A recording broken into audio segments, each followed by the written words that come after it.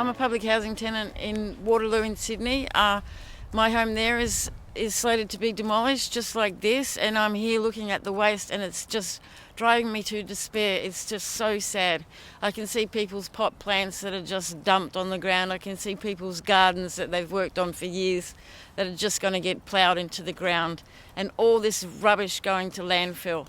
When we've got a housing crisis and there's all these houses that people are not living in, and there will be no houses here for ages, and they've all jumped the queue, and it's just so sad.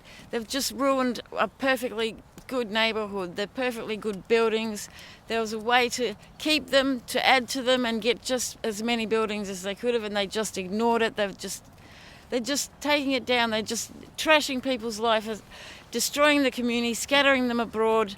Everyone's lost their support systems. They're getting moved away from all their services and their schools and their doctors and their everything they need, everything they're used to.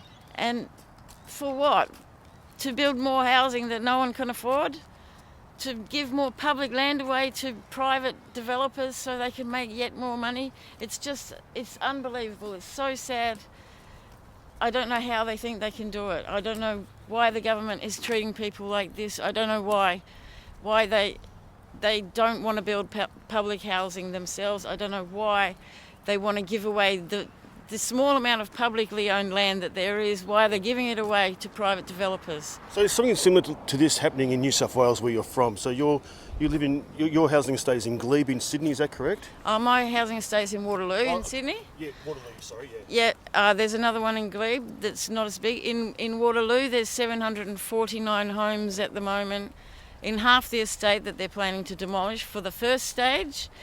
There's another 2,000 in the other half. And they're just going to move 800 or more of us out of our homes that we've lived in. I've lived in there for 20 years, others have lived there for 30, 40 years, and they're just going to demolish them when there's a housing crisis. And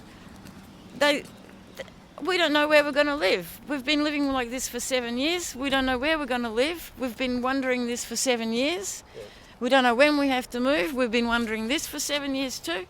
And it's just the same thing. They're giving the land away to private developers. Yeah, so same in New South Wales as in Victoria, where the state governments... Yes, they say we can all return to the new social housing, which will be run by a private company, even though they might be called community housing providers, but they're still private. They're outsourcing that as well.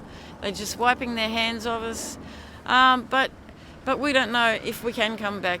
We're pretty sure that developers aren't going to build like 3 and 4 bedroom homes for families to live in, which we have at the moment. So your new residents, if you are able to come back in a couple of years' time to that same development, will be much smaller? Oh, I'm sure it'll be much smaller because it's going to be up to the developer, and they're about profit. So less green space. Less green space, definitely. The more apartments they can put in, the more money they can make. That's the idea, isn't it? That is the idea, yeah. And, they might even say, hey, we can't actually afford that many public housing apartments anymore. We'll have to cut the numbers or we'll go broke. It'll be so sad.